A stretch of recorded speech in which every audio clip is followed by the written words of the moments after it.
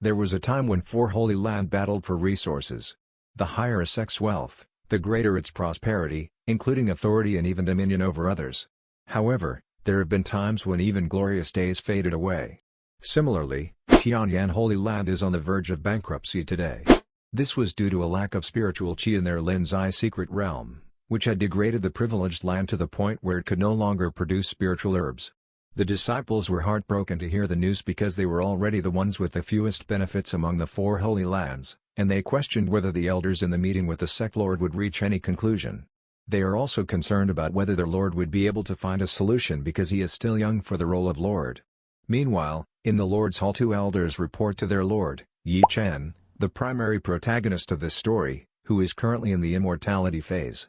Elder Wang, on the left, reports on the problems with their Linzai secret realm, which was supposed to be their final source of income.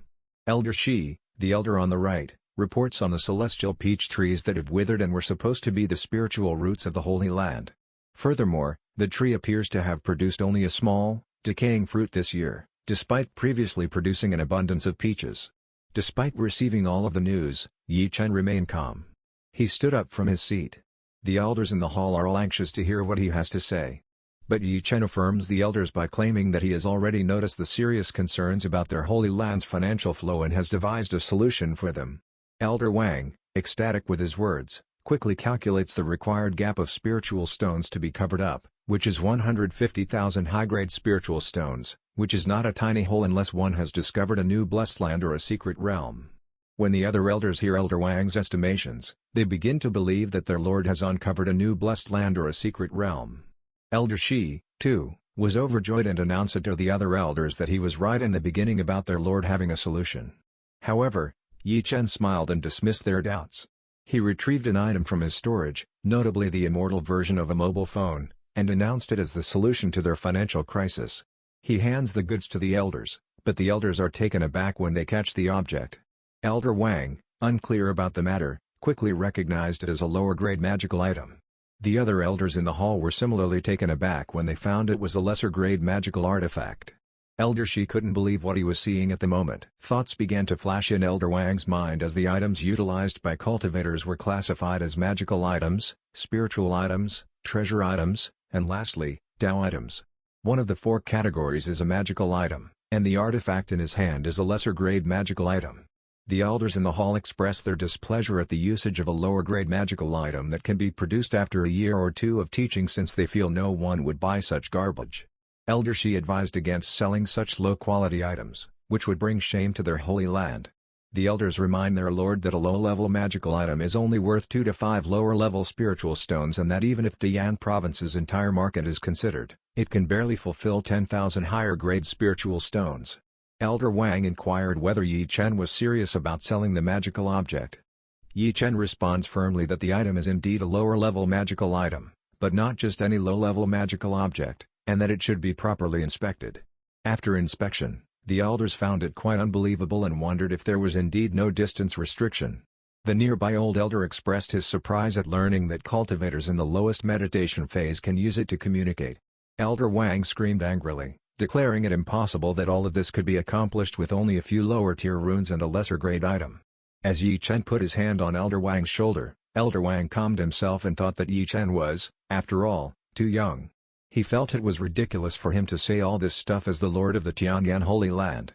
He thought that if there is no reasonable explanation, even if they need to alert the Great Grand Elder, he plans to remove Ye Chen from the position. In the worst scenario, he plans to make the Great Grand Elder in the immortal phase the new lord.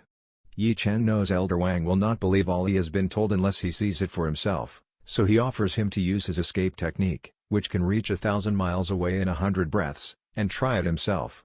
Elder Wang agrees, and as he makes his first step, Ye Chen cautions him not to be too fast, telling him to note down Elder Shi's phone number, which Elder Wang has already recalled. Elder Wang teleports away using his escape technique. While he teleports away, the other elders sense Elder Wang's rage, and while they converse, it is revealed that Elder Wang has been a member of the sect for 600 years as one of the founding elders. They believe Ye Chen made a poor joke in front of Elder Wang, which enraged him. Hundreds of breaths later, they try to convey their voices, but nothing happens. Ye Chen tells them to wait a moment, But Elder Shi cautions Ye Chen to accept his error or else they might bother the great-grand elder. The phone then rings right at that moment. A voice demanding communication is sent forth. When the elders saw it, they couldn't help but be surprised. Ye Chen exhaled a sigh of relief. Elder Shi puts his phone to his ear and confirms that it has connected.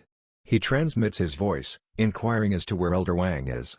Elder Wang informs them that he is near the Mountain of the Horizontal Sword, which is quite far from the Tianyan Holy Land. The elders were ecstatic when they saw its capacity to communicate from a distance, despite its being a lower-grade magical item. Ye Chen then urged Elder Wang to go further to test the magical item's potency. Elder Wang consented and traveled to Phoenix Island, 50,000 miles away, Dragon Immortal Cave, more than 100,000 miles away, and to Yin City, 500,000 miles away. At this moment, the item has really driven all the elders in the hall crazy. Following that, Ye Chen asks them if they continue to believe in him. The elders agree. They were filled with hope once more. The elders plainly analyze the item's function, which is steadiness without any flaws. It has stability without interruption, even if one enters the secret realm. Anyone who has the item can still communicate with the outside world. One can acquire news as quickly as possible and dispatch powerful forces to occupy a secret region. The advantages available are enormous. When Ye Chen saw them engrossed in their joy, he felt relieved, referring to them as a group of elderly people who had previously looked down on the object but were now treating it as something very valuable. Elder Shi declared once more that he had foretold about their Lord having a solution. They praise Ye Chen because when their disciples leave the sect to explore the world, they don't have to worry about them getting into trouble and being unable to help them in time. Ye Chen now asks the elders whether they have any objections to using this item to alleviate the Holy Land's money concerns. The elders in the hall declare they have no objections. Meantime, a teleportation formation suddenly lights up behind them, and Elder Wang emerges. Following his return, Elder Wang's mood changed and seemed unfavorable. Ye Chen is baffled as to what occurred to him. Elder Wang Changchun suddenly apologized for his earlier misbehavior towards Ye Chen. Other elders were taken aback to witness Elder Wang take the initiative to apologize to their lord. Unlike others, he was very proud of himself for having reached the late stage of the immortal phase while also being an item refining grandmaster. It was an unusual sight for the other elders. Ye Chen grinned.